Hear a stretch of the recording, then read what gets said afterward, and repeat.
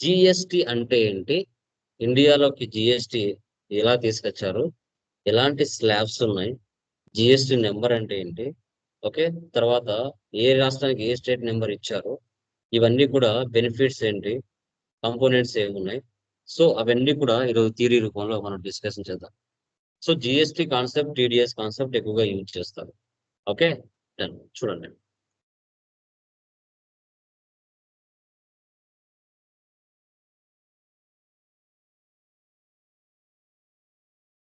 Yeah, చూడండి. Overview of GST, types of taxes, benefits of GST, present tax structure, GST components, GST number, company registration process, GST slabs, overview of GST configurations. Okay, done. GST అంటే ఏంటి? Goods and services tax అంటారు. Okay, దీన్ని first implementation చేసిన country ఏంటి అంటే France. ఎప్పుడు? 1954లో దీన్ని introduce చేశారు. తర్వాత ఆ కంట్రీస్ చూసి 160 కంట్రీస్ జిఎస్టి ఇంప్లిమెంటేషన్ చేసుకున్నాయి. ఈ యొక్క కాన్సెప్ట్ ఇంట్రడ్యూస్ చేసిన పర్సన్స్ ఎవరు అంటే అప్పుడు 2000 సంవత్సరంలో అటల్ బిహారీ వాజ్పేయి గారు. బట్ కొన్ని సిచ్యువేషన్స్ వల్ల దీన్ని ఇండియాలోకి ఇంప్లిమెంటేషన్ చేయలేకపోయారు. తర్వాత మనకి 1 జూలై 2015లో పిఎం నరేంద్ర మోడీ ఎవరైతే ఉన్నారో ప్రజెంట్ మనకి పిఎం గా, ఆయన ద్వారా మన ఇండియాలోకి పూర్తిగా జిఎస్టి అనేది రావడం జరిగింది. ఓకే. సో యాక్చువల్ గా ఇండియాలో 2 టైప్స్ ఆఫ్ ట్యాక్సెస్ ఉంటాయి. ఒకటి డైరెక్ట్ ట్యాక్స్, మరొకటి indirect tax. Okay, direct tax కిందకి ఏమొస్తాయి? ఇన్కమ్ ట్యాక్స్ డిపార్ట్మెంట్ వస్తుంది. ఇండైరెక్ట్ ట్యాక్స్ కిందకి మనకి జిఎస్టి వస్తుంది. సార్, వేటి మీద సార్ ఇది జిఎస్టి పడుతుంది అంటే goods and services, cost of goods and services. Goods అంటే ఏంటి? సర్వీస్ అంటే ఏంటి? Anyone, what is the meaning of goods and services? Goods అంటే ఏంటి? సర్వీసెస్ అంటే ఏంటి? Goods అంటే whichever the products we are receiving, those are goods. Services అంటేనేమో ఏదైతే మనం ఇప్పుడు ఫుడ్ డెలివరీ చేస్తుండో సర్వీసెస్ ఫ్రమ్ వన్ ప్లేస్ నుంచి ఈ ప్లేస్కి వస్తుంది కాబట్టి దానిపైన ట్యాక్స్ ఇస్తున్నారు.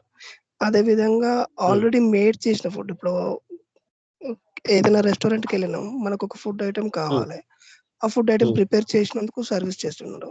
అదే విధంగా మల్టీనేషనల్ కంపెనీస్లలో, ఆఫీస్లలో కూడా ఏమన్నా రిపోర్ట్స్ ని చేసేసి ఇస్తే సర్వీస్ ట్యాక్స్ ని కన్సిడర్ చేస్తాం సర్వీసెస్ లో. ఓకే, సో లైక్ గూడ్స్ అంటే బయింగ్ అండ్ సెల్లింగ్, ఇది సర్వీస్ అంటే లైక్ బయింగ్ అండ్ సెల్లింగ్ ఏదైతే ఉంటుందో దాన్ని గూడ్స్ అని చెప్తాం. సర్వీస్ అంటే ఏంటి? పర్టికులర్ గా అదే హాస్పిటల్లో కానీ, స్కూల్లో కానీ, కాలేజీలో కానీ, ట్రైనింగ్ సెంటర్లో కానీ, ఓకేనా, రెస్టారెంట్ లో కానీ, హోటల్లో కానీ, అది సర్వీస్ అండి. సో ఈ cost of goods and services మీద జిఎస్టి కలెక్ట్ చేస్తారు. ఎవరు కలెక్ట్ చేస్తారు మనకి అంటే ఎవరైతే గవర్నమెంట్ కి మంత్లీ రిటర్న్ ట్యాక్స్ పే చేస్తూ ఉంటారు. దీంట్లో 4 టైప్స్ ఆఫ్ పర్సన్స్ ఉంటారు: రెగ్యులర్స్, కాంపోజిషన్స్, అన్రిజిస్టర్స్, కన్సూమర్స్. ఇలా 4 వ్యక్తులు ఉంటారు. రెగ్యులర్స్ అంటే ఎవరు? మనకి మంత్లీ రిస్క్ తీసుకొని నెల నెల గవర్నమెంట్ కి ట్యాక్స్ పే చేసే వాళ్ళు రెగ్యులర్స్. కాంపోజిషన్ అంటే వీళ్ళు రిస్క్ తీసుకోరు, 1 year కి 1% మాత్రమే పే చేస్తారు. ఓకే, ఇది చూద్దాం. సో ఇక్కడ మనకి చూడండి, ఎందుకు జిఎస్టీ తీసుకొచ్చారంటే ఇండియా మొత్తం మీద 1 నేషన్ 1 ట్యాక్స్ 1 రెజిమ్ ఉండాలనే ఉద్దేశంతో. ఇప్పుడు ఏపీలో 5% ఉంటే ఐటమ్ మొబైల్, అదే కర్ణాటకలో 5% ఉండాలి, తమిళనాడులో 5% ఉండాలి. అలా కాకుండా ఏ రాష్ట్రానికి ఆ రాష్ట్రం ఇష్టం వచ్చినట్టుగా పర్సంటేజ్ పెట్టుకుంటే ప్రాబ్లం అవుతుంది. వ్యాట్ లో లాగా. వ్యాట్ మనకి వాల్యూ యాడెడ్ ట్యాక్స్ అంటారు. 1 ఏప్రిల్ 2005లో మనకి ఇండియాలోకి వచ్చింది. ఇక్కడ మనం 5% ఉంటే కర్ణాటకలో 14.5 ఉంటుంది, తమిళనాడులో 12.5 ఉంది, అలా ఉంటుంది. అలా లేకుండా టోటల్ గూడ్స్ అండ్ సర్వీసెస్ ఏవైతే ఉన్నాయో వాటి మీద ఈ సప్లైస్ అనేది జరుగుతాయి. Okay, only India, Brazil, Canada, ఈ 3 దేశాల్లోనే మనకి డ్యూయల్ జిఎస్టి సిస్టమ్ ఉంది. అంటే ఏంటి? యూనిఫైడ్ జిఎస్టి అంటే సెంట్రల్ గవర్నమెంట్ కలెక్ట్ చేసి స్టేట్లకు డిస్ట్రిబ్యూట్ చేస్తుంది. డ్యూయల్ సిస్టమ్ అంటే సెంట్రల్ గవర్నమెంట్ కలెక్ట్ చేసేది central government, state government collect చేసి స్టేట్ గవర్నమెంట్ ఈక్వల్ గా వాళ్ళు షేర్ చేసుకుంటారు. ఓకేనా? సో ఓకే, సో బెనిఫిట్స్ ఏమున్నాయంటే సింప్లిఫైడ్ ట్యాక్స్ స్ట్రక్చర్. ముందు మనకి మల్టిపుల్ ట్యాక్సెస్ ఉన్నాయి. ఏ ట్యాక్స్ ఎందుకు యూజ్ చేస్తారో తెలిసేది కాదు. ఈజీ కంప్లైంట్స్, రిటర్న్స్ గవర్నమెంట్కి అప్లై చేయడానికి సింపుల్ టూల్ అనేది ఇంట్రొడ్యూస్ చేశారు. ఇది ఎక్కువగా ఇండియాలో మనకి ఇండస్ట్రీస్ ఎక్కువ, ట్రేడింగ్ ఎక్కువ కాబట్టి దీని ద్వారా ఎకనామిక్ గ్రోత్ పెరగడానికి కూడా ఛాన్సెస్ ఉంటుంది. ఆ ఉద్దేశంతో మనకి జిఎస్టీ తీసుకొచ్చారు, goods and services tax. So previous మనకి ట్యాక్స్ స్ట్రక్చర్ ఎలా ఉంది, ఇలా ఉంది. సెంట్రల్ ట్యాక్స్ కింద excise duty, service tax, ADG, surcharges, CBD and SAD, వీటన్నిటిని కలిపి సెంట్రల్ ట్యాక్స్ కింద చూసేవాళ్ళు. స్టేట్ ట్యాక్స్ కింద వచ్చేసి మనకి like VAT, CST, purchase tax, luxury tax, surcharges, inter tax, ఇవన్నీ కలిపి స్టేట్ ట్యాక్స్ కింద ఉండేటివి. ఇలా మల్టిపుల్ ట్యాక్సెస్ ఉంటే చాలా వరకు ఇండియాలో 140 కోర్స్ ఉంటాయి. మాక్సిమం ఇండియాలో ట్యాక్సెస్ గురించి తెలియని వాళ్ళే 1 crore మంది ఉంటారు. ఒక 40 crores మీదే అంతో ఇంత లిమిటెడ్ గా ట్యాక్స్ గురించి తెలిసి ఉంటుంది. అందువల్లనే మనకి ఏ దాని మీద ఎంత ట్యాక్స్ పడుతుంది అనేది జస్ట్ చూసుకుంటాం, కానీ ఎందుకు పడుతుంది, ఎలా పడుతుంది అనేది చాలా తక్కువ ఇండియాలో తెలుసుకోలేదు అనమాట. ఓకే, ఆ ట్యాక్సెస్ అన్నిటిని కలిపి ఈ మూడిట్లో మనకి ఇంట్రడ్యూస్ చేశారు. CGST, HGST, IGST. Central goods and services tax, state goods and services tax, integrated goods and services tax. Sir ఎప్పుడు ఈ ట్యాక్సెస్ పడతాయి అని మీరు చూసుకున్నట్లయితే, సో సిజిఎస్టి, హెచ్జిఎస్టి అనేది ఎప్పుడు పడుతుంది, ఐజిఎస్టి అనేది ఎప్పుడు పడుతుంది అనేది కూడా చాలా ఇంపార్టెంట్. ఓకే, సో ఎప్పుడు పడుతుంది అనేది చెప్పండి. సిజిఎస్టి, హెచ్జిఎస్టి ఎప్పుడు ట్యాక్స్ పడుతుంది, ఐజిఎస్టి ఎప్పుడు పడుతుంది చెప్పండి మా. ఎప్పుడు విత్ ట్యాక్స్ ఇన్ పడతాయి స్టేట్ చెప్పండి. అయితే విత్ ఇన్ స్టేట్ లో అయితే సిజిఎస్టి, ఎస్జిఎస్టి. ఓకే, అదర్ తర్వాత స్టేట్స్ అయితే IGST. Okay, very good. So with in the state అంటే ఏమేమి వస్తాయమ్మా? విత్ ఇన్ ద స్టేట్ అంటే ఏమేమి వస్తాయి? AP to AP, Tamil Nadu to Tamil Nadu, very good. Telangana to for Telangana. Example, yeah very good మా, వెరీ గుడ్. సో చూడండి, ఈ ట్యాక్సెస్ అన్నిటి మిక్స్ చేసి సిజిఎస్ లో కొన్ని వేశారు, హెచ్జిఎస్ లో మరికొన్ని వేశారు, ఐజిఎస్ లో మరికొన్ని వేశారు. ఓకే, అది మీరు గమనించాలి. సిజిఎస్ కిందకి వచ్చినట్లయితే location of sale, place of sale, Andhra. Charge of tax, intrastate. అంటే ఇప్పుడు లైక్ వైజాగ్లో పర్చేజ్ చేసాం, కర్నూలులో సేల్ చేసాం, గుంటూరులో పర్చేజ్ చేసాం, శ్రీకాకుళంలో సేల్ చేసాం, లైక్ ఒంగోలులో పర్చేజ్ చేసాం, అనంతపురంలో సేల్ చేసాం. ఇవేంటి? With in the state. With in the state లో వీటిని మనం పర్చేజ్ చేయడం జరిగింది. Okay, with in the state లో పర్చేజ్ చేసిన, విత్ ఇన్ ద స్టేట్ లో సేల్ చేసిన సిజిఎస్టి, హెచ్జిఎస్టి ట్యాక్స్ పడుతుంది. సో తర్వాత location of sale, place of sale, Andhra, Telangana. Charge of tax, inter state. అంటే ఆంధ్రప్రదేశ్ నుంచి పర్చేజ్ చేసి తెలంగాణకు సేల్ చేస్తారు, ఐజిఎస్టి పడుతుంది. పర్చేజ్ లో ఐజిఎస్టి పడుతుంది, సేల్స్ లో ఐజిఎస్టి పడుతుంది. కర్ణాటక నుంచి పర్చేజ్ చేశారు, తమిళనాడుకు సేల్ చేశారు, ఐజిఎస్టి ట్యాక్స్ పడుతుంది. ఓకే, చూడండి, జిఎస్టి నెంబర్ ఇచ్చారు, 15 డిజిట్స్ ఉంటుందమ్మా. ఫస్ట్ 2 స్టేట్ కోడ్ అంటారు, 37. రిమైనింగ్ పాన్ నెంబర్ అంటారు. ఎయిడెంటిటీ కోడ్ 1, డిఫాల్ట్ జెడ్. లాస్ట్ లో నెంబర్ కానీ న్యూమరిక్ కానీ ఉంటుంది. ఇప్పుడు ఆంధ్రప్రదేశ్ లైక్ ఆంధ్రప్రదేశ్ ముఖ చిత్రం చూసినట్లయితే, లైక్ ఇది ఇండియా ముఖ చిత్రం, లైక్ మ్యాప్ ఉంది కదా, గూగుల్ మ్యాప్ కానీ నార్మల్ మ్యాప్ ఉంది కదా. సో ఆ మ్యాప్ లో చూస్తే జమ్మూ కాశ్మీర్ నుంచి మనకి ఎండింగ్ వరకు చూసుకుంటే 01 నెంబర్ నుంచి 37 నెంబర్ వరకు ఫస్ట్ 2 డిజిట్స్ అనేది స్టేట్ కోడ్. మనది తెలంగాణ, ఆంధ్రప్రదేశ్ విడిపోయినప్పుడు 28, 27 ఉంది. విడిపోయిన తర్వాత 36 తెలంగాణ, 37 ఆంధ్రప్రదేశ్, 01 జమ్మూ కాశ్మీర్, 07 ఢిల్లీ. ఓకే, సో తర్వాత మనకి చూసుకున్నట్లయితే ఇంకా 29 కర్ణాటక, 33 తమిళనాడు, ఇట్లా ఇచ్చారు. తర్వాత HSN, harmonised system of human culture. ఇదేంటంటే మన ఇండియాలో మాక్సిమం 1600 ఐటమ్స్, 1500 ఐటమ్స్ ఉన్నాయి. ఆ 1600, 1500 ఐటమ్స్ కి ప్రతి కేటగిరీకి ఒక హెచ్ఎస్ఎన్ నెంబర్ ఉంటుంది. 6 డిజిట్ లేదా 2 డిజిట్ లేదా 4 డిజిట్ ఉంటుంది. ఓకే, సో అదేంటంటే ఇప్పుడు వెజిటేబుల్స్ అన్నిటికీ ఒక హెచ్ఎస్ఎన్ నెంబర్, బుక్స్ అన్నిటికీ ఒక HSN number, like electrical goods అన్నిటికీ వచ్చేసారి నెంబర్ ఇలా చూసుకున్నట్లయితే ఇలా ఉంటుంది అనమాట. కొత్తగా మీరు కంపెనీ రిజిస్ట్రేషన్ చేసుకోవాలి అనుకోండి, name, address, certification of registration, PAN number, TIN number and CIN number, communication email ID, mobile number, photograph ఇవన్నీ ఉంటాయి.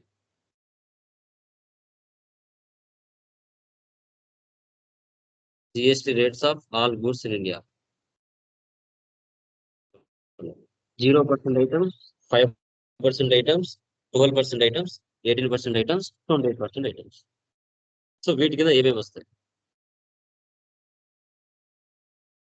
0% ఐటమ్స్. ఓకే, ఇవి మారుతూ ఉంటాయమ్మా. 5% 0 వస్తాయి, 12 5 వస్తాయి, 18 12 వస్తాయి, 28 18 వస్తాయి.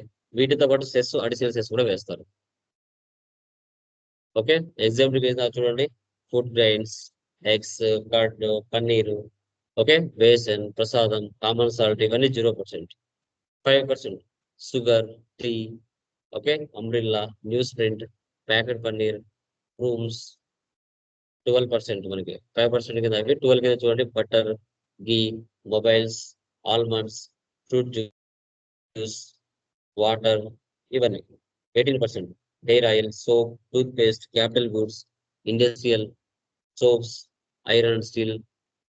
తర్వాత చూడండి 28% consumer, durables, cars, cement, okay, perfume, shampoo, makeup, fire works, motor cycles ఇవన్నీ 28% కిందకి వస్తాయి.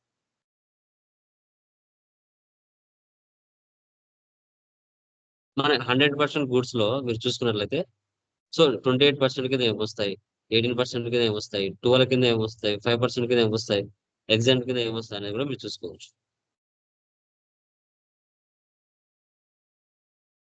ఓకే, సో తర్వాత ఇప్పుడు మనము ఒక పర్సన్ దగ్గర పర్చేజ్ చేసాం అనుకోండి 50,000కి, ఎక్స్క్లూడింగ్ ట్యాక్స్ 12%. అంటే పర్చేజ్ వచ్చేసి 50,000 పర్చేజ్ చేస్తాం, దాని మీద 12% ట్యాక్స్ అంటే సో 3,000 అంటే 56,000. ఎలా చెప్పొచ్చు మనకి?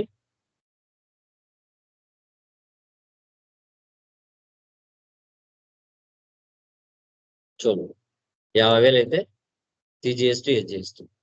ఫర్ ఎగ్జాంపుల్ 50,000 12% ఈక్వల్ 50,000 ఇంటూ 12% ఎంత? 6,000. దాన్ని బై 2 చేసామంటే 3,000 వస్తుంది.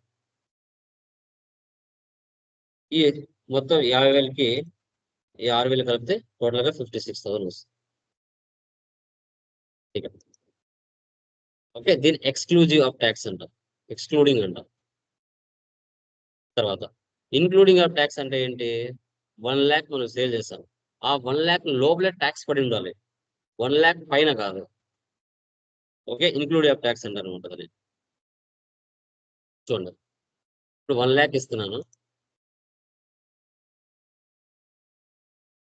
12% ఈక్వల్ 1 lakh ఇంటూ 12%. ఎక్స్ట్రా ఎంత వచ్చిందండి? 12,000. అంటే ఇది ఎట్లా చేస్తుంది మనకి? -88,000కి 12,000 యాడ్ అయితే టోటల్గా 1 lakh వస్తుంది. దీన్ని ఇన్క్లూజివ్ ఆఫ్ ట్యాక్స్ అంటాం, ఇన్క్లూజివ్ ఆఫ్ ట్యాక్స్ అని మనం చెప్పుకుంటాం. GST 12%. ఓకే, చూడండి, GST formula equal output minus input. GST payable to central government equal output CGST minus input CGST. 6,000 minus 300 అంటే 3,000 వస్తుంది. GST payable to state government output SGST minus input SGST. 6,000 minus 3,000 equal 3,000 వస్తుంది. ఇది రేపు మనము configuration లో discuss చేయడం జరుగుతుంది. GST configuration steps చూడండి.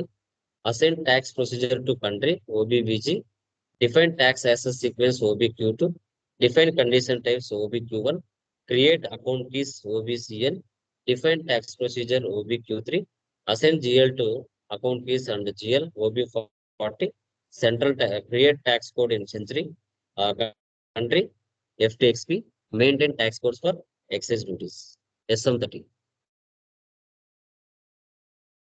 SM30. Okay, ఇది థియరీ. సో ఈ విత్ హోల్డింగ్ ట్యాక్స్, ఈ జిఎస్టి కాన్సెప్ట్, వీటి మీద ఎక్కువ మీకు ఇంటర్వ్యూలో ఉండడానికి ఛాన్స్ ఉంటుంది. చాలా సింపుల్ గా ఉంటుంది. అయితే అర్థం చేసుకోవాలి. ప్రతిదీ కూడా నీట్ గా మీకు అర్థం విధంగా రాసుకోవాలి. ఫస్ట్ టైం చేస్తున్నారు కదా, కొంచెం టైం పడుతుంది, నిదానంగా రాసుకోవాలి. ఓకే, ఎందుకంటే ఏది కూడా మనం ప్రాక్టీస్ చేస్తున్నప్పుడు కంపల్సరీగా రాసుకుంటేనే బై హ్యాండ్ తో ఆ వొకాబులరీ, ఆ టెర్మినాలజీ రాస్తే బాగుంటుంది. ఎందుకంటే గుర్తుండిపోతాయి. సిస్టమ్ లో ఉన్నాయి కదా, వీడియోస్ లో ఉన్నాయి కదా, ఆ మెటీరియల్ ప్రింట్ లో ఉన్నాయి కదా అని అనుకోకూడదు. ఆ టెర్మినాలజీ, ఆ స్టెప్స్ రాశారంటే రాసినట్టు గుర్తు ఉంటాయి మైండ్ లో. ఎప్పుడైనా కానీ ఎడ్యుకేషన్ లో ఏదైనా నేర్చుకుంటామంటే ఆ వొకాబులరీ, ఆ టెర్మినాలజీ రాస్తే చాలా బాగుంటుంది నాకు తెలిసినంత వరకు. ఎందుకంటే ఆ టెర్మినాలజీ గుర్తుండిపోతుంది లైఫ్ లాంగ్. అది మెయిన్. ఓకేనా? Any doubts guys? దీంట్లో ఏమైనా డౌట్స్ ఉన్నాయండి? Any one clear? ఓకేనా? Okay clear? సార్. యా. ఇప్పటి వరకు అప్డేట్లు ఉన్నారా అందరూ? చేసిన వరకు అందరు అప్డేట్లు ఉన్నారండి? శ్రీనివాస్, రజని, రాధిక, స్వామి, వెంకటేశ్వర్, Yes, sir. వీరబాబు అవుతుంది. ఉన్నారా? అప్డేట్లు ఉన్నారా? అవుతున్నాండి. Yeah yeah, sure. Done guys. ఓకేమా, అవి చేయండి. టుమారో జిఎస్టీ కాన్ఫిగరేషన్ కంప్లీట్ చేద్దాం. Exclusive of tax, inclusive of tax ఎలా చేయాలి అనేసి. యా. సార్ అది బాబు సార్ కి కాంటాక్ట్ అయ్యాను, వీడియో కూడా షేర్ చేశాను. కానీ సార్ అన్నారు సబ్జెక్ట్ రిలేటెడ్ అయితే మిమ్మల్ని అడగమని అన్నారు. నేను చెప్పాను ప్రాబ్లం కూడా క్లియర్ గా.